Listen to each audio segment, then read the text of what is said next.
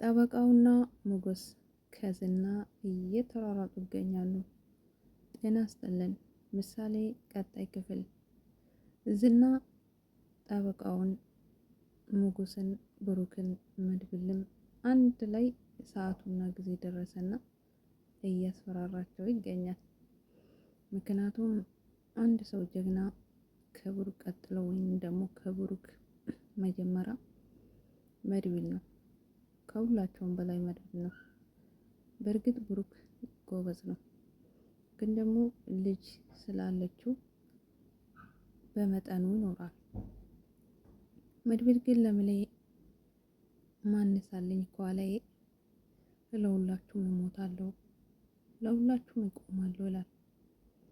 ስለዚህ እራሱን አይሰስትም፣ ለእውነትም እንደዛው ይሞታል። ማንም ሰው እንዲጎዳ አይፈልግም መድብል። ስለዚህ ከዕለታት አንድ ቀን ቪዲዮውን ይዞ ለመርማሪ ለመስጠት እየተጓዘ እያለ ያው እነዝና እነ ካሌብ እጃቸው ረጅም ነው። ማንንም ሰው አፍ ማዛዝ ይችላሉ። ምክንያቱም እጃቸው ረጅም ስለሆነ በገንዘብ ስለሚተማመኑ በብራቸው ብዙ ነገሮችን ይሰራሉ፣ ሰዎችንም ይሸውዳሉ። እነ ሞገስና እነ መድብል ደግሞ ከፈጣሪ በታች በራሳቸው መተማመንና በራሳቸው ጉልበት እንጂ በብር አይተማመኑም። እነሱ ግን እነዝና በብር ብዙ ነገሮችን ብዙ የተከፈቱ በሮችን ያዘጋሉ። መድብል ንጹህና እውነተኛ መርማሪ አግኝቻለሁ ብሎ ነበር።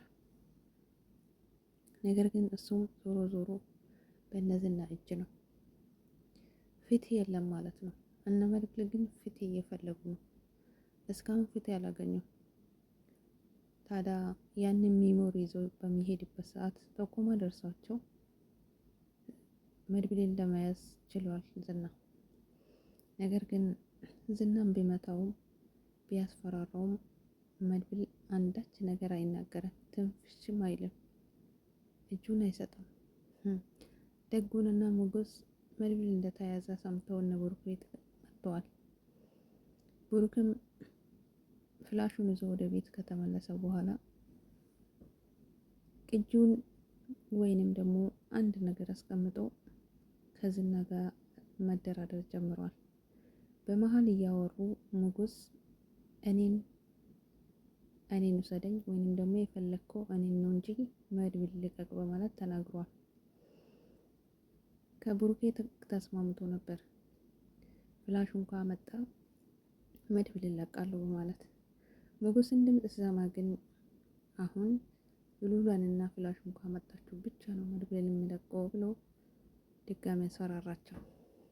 በአጋጣሚ ሞገስ ከቤት ወጥቶ ሄደዋል።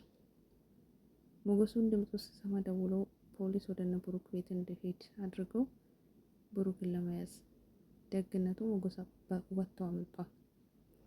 ስለዚህ ፖሊሶቹ ገብተው ቢፈትሹ ማንንም አላገኙትም።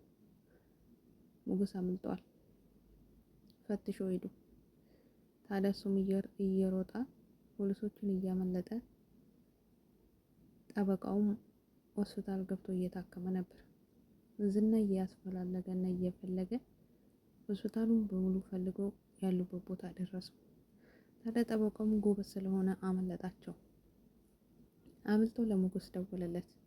ሞገስ ስልኩን ሲያነሳለት መድብል በዝና እጅ እንደገባ ነገረው። እሱም ታዲያ ሞገስን ፖሊሶች እያሮጡ ስለሆነ ላምልጣቸው፣ አንተም አመልጥ፣ መልሼ እደውላለሁ በማለት ዘጋ።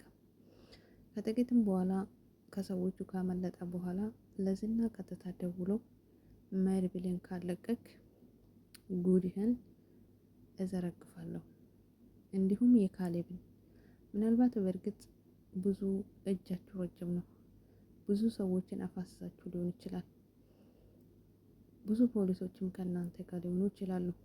ነገር ግን ለእውነት የቆመ አንድ ቀን አገኛለሁ፣ ያኔ ደግሞ ትጠየቅበታለህ።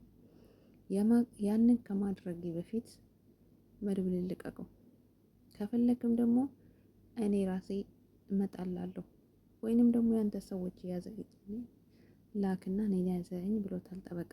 ጠበቃው ምን አስቦ ነው? እውነት ዝና እንዲይዘው ይፈልጋል ወይስ ዝና ሊሸውደው ፈልጎ ነው? ጠበቃ ወይን ያመልጣል ወይን ይያዛል። ያለበትን ቦታ ይሄን ቦታ አለው ብሎ ቴክስት አድርጎለታል። መቼም እያየ ዝና እጅ አይገባም፣ ያመልጣል ብዬ አስባለሁ። ወይንም ደግሞ ለሞገስ መስክሮለት ሞገስ እስር ቤት እንዲገባ አንድ ነገር አድርጎ ወይ ተመልሶ ዝና እጅ ይገባል። መድብል ግን ዝና እጅ ቢገባም አይለቆም፣ አርፎ አይቀመጥም። መድብል ግን ትንሽ ተቆርጧል። ሆኖም ደግሞ በስተ መጨረሻ ጠበቃውን ፈርቶ መድብልን ለቆታል። መድብልን ወደ ቤቱ ተመልሷል። ጠበቃውስ ምን ሆኖ ይሁን? ሞገስስ አምልጧል። ተከታትሎ ቤቱን ካላገኙ በስተቀር አይነዝና እናም ቴትናም እንደዛ ትመሰክራለች በማለት ከዛ ከታሰረችበት አስጥቶት ነበር። እሷም ወዴት እንደሄደች አልታወቀም። ጠበቃውም አሁን ተመልሶ ዝና እጅ ከገባ ዝና እርግጠኛ ነኝ ሞገስን ለማፈን ጠበቃውን ከነድራሹ ከምድረ ገጽ ያጠፋዋል። ስለዚህ ጠበቃ ያለበት ምርጫ መደበቅና ከዚህ ትንሽ ሸሽቶ መቆየት ወይንም ልክ እንደ ሞገስ የሆነ ቦታ ተደብቆ መቀመጥ አለበት። አለዛ ራሱን የሚጎዳ ሞገስን የሚጎዳ። ምክንያቱም ጠበቃ በህይወት ከሌለ ሞገስ ተጠያቂ ነው። ዝና ሞገስ እንዲጠየቅ ቪዲዮንም ሁሉንም መረጃ ለፖሊስ ሰጥቷል። ፖሊሶች የፈለጉት ይገኛሉ። ጠበቃ ግን እኔ በህይወት አለውኝ ይሄ ሁላ የዝና ስራ ነው፣ ሞገስ ምንም አላጠፋም፣ እጁ ንጹህ ነው ብሎ ከመሰከረ ሞገስ ነፃነት ይወጣል ማለት ነው። ስለዚህ ጠበቃውም የዝና እጅ መግባት የለበትም፣ ሞገስም እንደዛው። መድብል ግን ከአሁን በኋላ ራሱን መጠበቅ አለበት ብዬ አስባለሁ።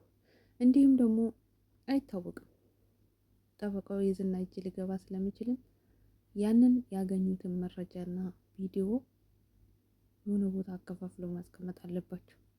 ቤታቸው ውስጥ ያለችውን ሰራተኛ ጥንቃቄ ማድረግ አለባቸው። ወይንም ተከታትለው ምን እንደምትሰራና ምን እንደምታረግ። መሀሌት ባለሀብቱ ተመልሳለች። አብሮም ቆይተዋሉ። ስለዚህ ተስማምተዋሉ ማለት ነው። ስለዚህ ቅምጥም ሊያደርጋት ይፈልጋል። ግን ደግሞ መሀሌትን ፈልጎ ብር ነው ገንዘብ ለማግኘት ብላ ብላ ካሌብን ታውቃለህ ወይ? ስለዚህ ስለሱ ንገረኝ በማለት እሱም ጠይቀዋለች። እሱም አንዴ ሁለቴ ሶስት ያየሁት መስሎኛል ብሎታል። ስለዚህ መሀሌት ለምንድነው ጠበቃውን የፈለገችው የሚለውን ባለሀብቱ ወደ ሞት ህይወት እንዳያስመራቱ እያለሁ። ለማንኛውም ውድ ቤተሰቦቼ መልካም ቆይታ ይሆንላችሁ። መድብል ተለቋል። የጠበቃ ጉዳይስ